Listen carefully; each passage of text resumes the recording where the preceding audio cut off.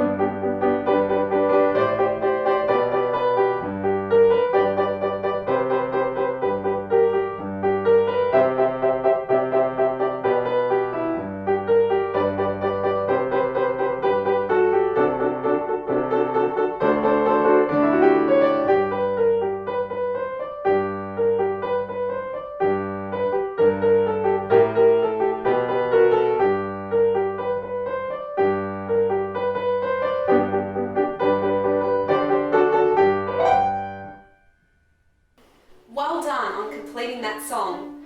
Now you're up to the next challenge. Keep practicing.